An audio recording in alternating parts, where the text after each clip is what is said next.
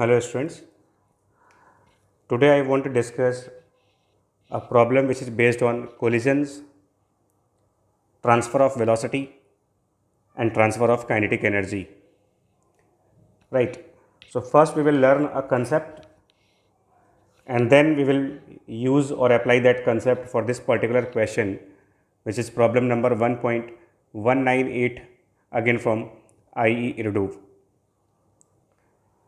Right. So before I solve this question, let me read this question for you.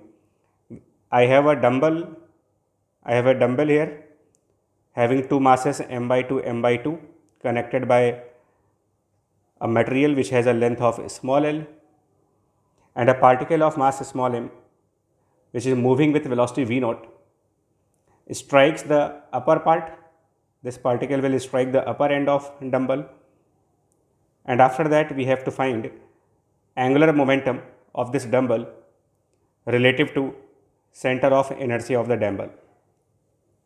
So this is the question. Right. Now before I give a solution to this question, I would like to take up a small theory class, a theory point. I want to discuss some theory point regarding collisions. So here is my concept. I will discuss this concept and now I will use this concept in this question. And you can use this concept in other questions also. So first of all, I want to discuss this concept that head-on collision between a striker and target. Let's say we have a particle of mass m2 which is my target particle and that is at rest. The target is at rest, and another striker, a particle which is called striker, having mass m1 is moving with velocity v naught towards this target, and they undergo, both of them, they undergo elastic collision. Nature of collision is elastic now, and I wanted to know what will be the velocity of mass m2. So I want to know what will be the velocity of mass m2 if these two masses undergo some elastic collision.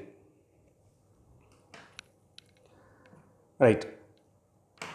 So let's say that after collision, I assume that the striker which has mass m1 will travel with velocity v1 and the target which has mass m2 will travel with velocity v2.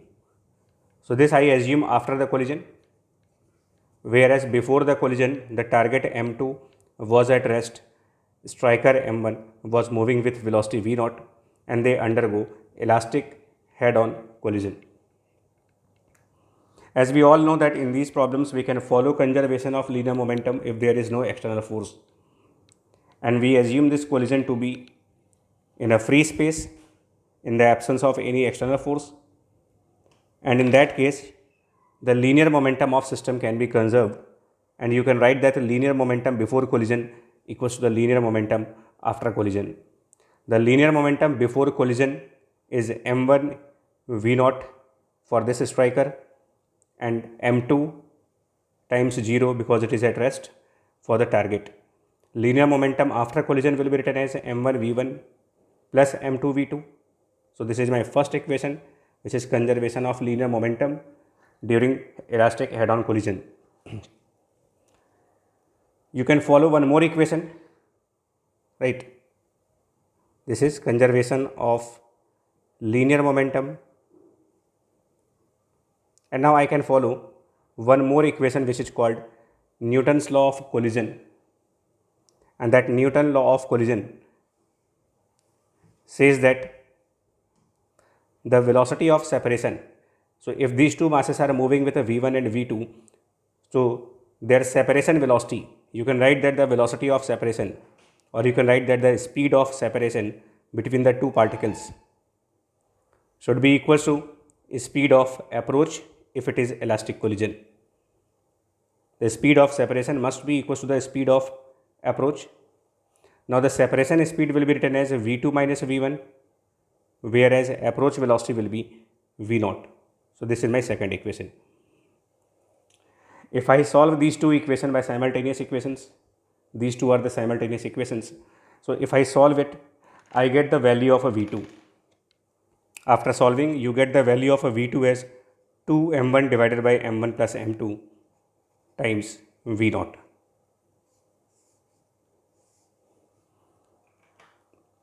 Right, so this is the velocity V2. V2 means this is the velocity which is given to the target. This is the velocity given to target by the striker. This is the velocity which is given to target by striker, and that striker was moving with velocity V0. So if I know the velocity of a striker, which is V0, if I know the mass of a striker, which is m1, and if I know the mass of target, that is m2, then by this expression I can find what will be the velocity of target after collision, just after collision. And this is a very important result. I recommend you to learn this. This is a very important result, used in numericals many times, frequently used in numericals, that the velocity which target receives because of the collision by striker should be 2 times m1 by m1 plus m2 times v0. In some special cases,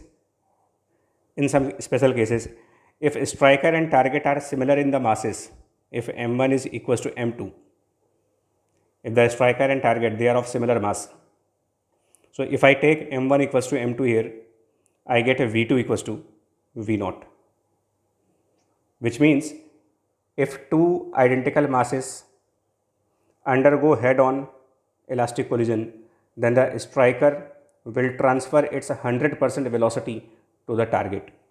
v2 equals to v0. This is called exchange of velocity. Exchange of velocity, you can call it exchange of velocity. That this time, if their masses are identical, mass m1 will transfer this velocity v0 to the target. So this velocity v0 will be transferred to this target in a special case, and that special case is that these two masses are identical and the nature of collision is elastic and head-on. But if it is not so, their masses are not identical, then the transfer of velocity from striker to the target, that is v2, is 2 times of m1 divided by m1 plus m2 into v0. In this way, you can also find out what is the kinetic energy which is transferred to the target. If I find what is the kinetic energy transferred to target, then the kinetic energy which is transferred to the target will be half mass of target m2 and then v2 square. You will substitute this value of a v2. You substitute this value of a v2 here, and if you simplify it, you will get that kinetic energy transfer to m2 is kinetic energy of our striker times 4 m1 m2 divided by m1 plus m2 whole square. You have to substitute this value of v2. You need to put v2 in this expression. You need to simplify it, and then you will come to know that the transferred kinetic energy for this mass m2 equals to the kinetic energy which this striker has before the collision times 4 m1 m2 divided by m1 plus m2 square. Here it is the kinetic energy of a striker before collision. Right? You can prove it. You can prove that the kinetic energy which is transferred to m2 is 4 m1 m2 divided by m1 plus m2 whole square times the initial kinetic energy of striker. Now you can use this concept to solve one more problem from IE Iridov, that is problem number 1.168. Try this problem from IE Iridov, which is problem number 1.168 and the part B. This theory will be used there. Now, if you are preparing for JEE, whether it is JEE Main or JEE Advanced, if you are serious for your JEE exams, or any other competitive exams, this theory part must be in your mind at all the time. This relation, you must remember this relation, that the velocity which our target receives is twice of m1 divided by m1 plus m2 times v0. Now I will use this relation for the question for which we are here. So I will use this relation here now. So if I know this result in advance, before solving this question, if you know this result well in advance, this question is very simple for you. Else it is a very difficult question. Notice that this small m mass is my striker and this m by 2 mass is my target. So now we have a striker of mass m moving with velocity v0, which is going to collide with target having mass m by 2. And all the conditions of previous discussions, that is head-on and elastic collision, the conditions are fulfilled. It is head-on collision, elastic collision between striker of mass m and the target of mass m by 2. So now you can use this result. And you come to know, if you apply that result, then you will come to know what will be the velocity of this target after collision. Notice that the velocity of target m by 2 is my target, and in this expression m2 is the mass of target, m1 is the mass of striker. So I have a striker of mass m. So this velocity will be 2, mass of striker is m, denominator m, plus m2 which is mass of target, that is m by 2 times v0, right. So by this result you come to know that this particle will move with a velocity called as, with a velocity equals to 4 v0 by 3. This particle will travel with velocity 4 v0 by 3. Whereas the other particle of m by 2 mass has no velocity. It has no velocity because there is no collision at this point. Now the center of mass of system, since two are identical in masses, both are identical in masses, the center of inertia, or you can call center of mass, will be exactly midway, and you can find the velocity of center of mass, and the velocity of center of mass of this system can be obtained by the result, which is v center of mass, you can obtain by the formula m1 v1 plus m2 v2 divided by m1 plus m2. I am not using vector sign here, and the reason is all are in the same directions, so you can skip the vector sign. And now if you apply this equation for these two masses, so if you apply these two masses, if you use these two masses and these velocities in this expression, you will get center of mass velocity as 2 v0 over 3. Now listen, in this question we have to find the angular momentum.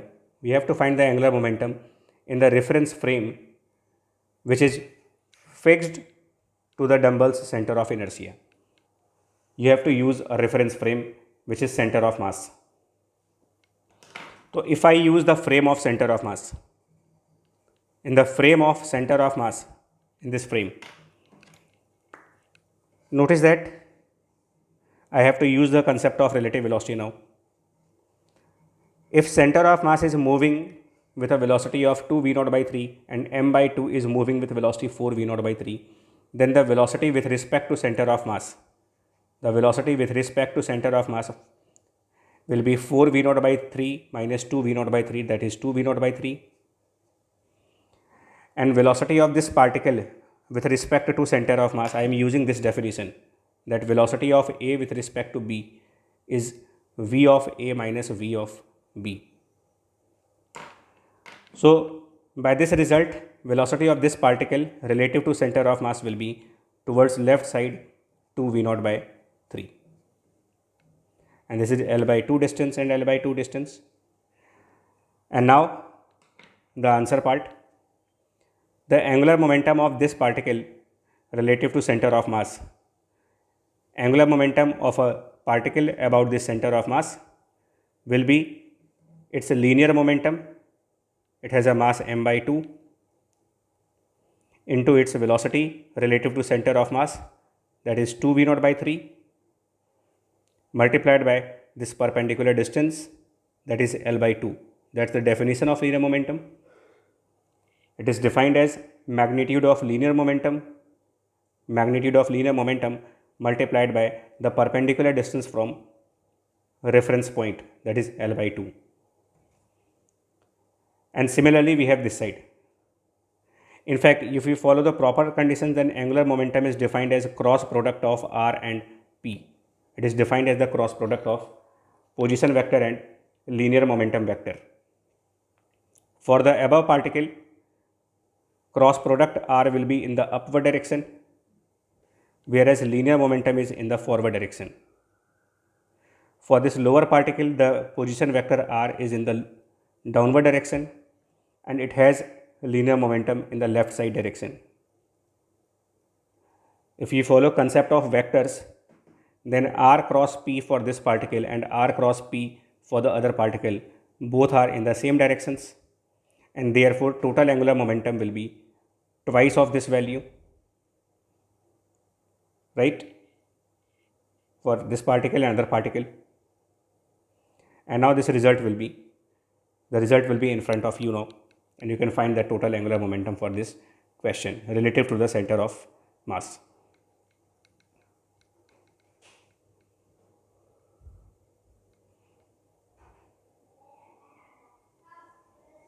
Right? So that's the question part.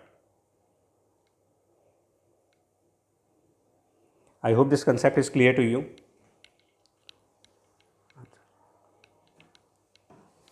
Right? I will repeat again.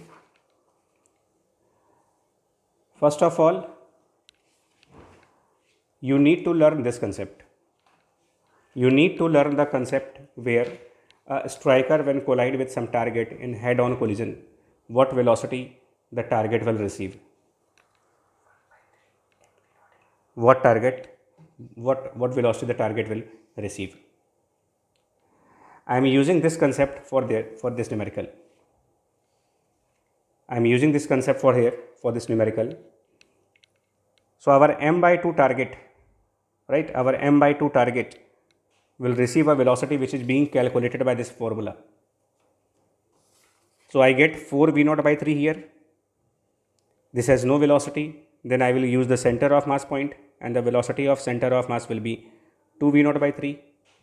And now I will use relative velocity. So relative velocity between these two, the relative velocity between these two will be 4 v naught by 3 minus 2 v naught by 3, which comes 2 v naught by 3. It has mass m by 2 into 2 v naught by 3, right? And then this perpendicular distance. So if you solve everything, if you calculate, now your final answer will be 1 over 3 m v naught L, and that is the answer of question now. So I hope this concept is now clear to you. The question is clear along with the theory, which can be used for other numericals also, right? If you have any difficulty, you can write in the comment box, or you can directly call to me, or you can send a WhatsApp message, right? Stay home, stay safe, take care, and all the best for your JEE exams.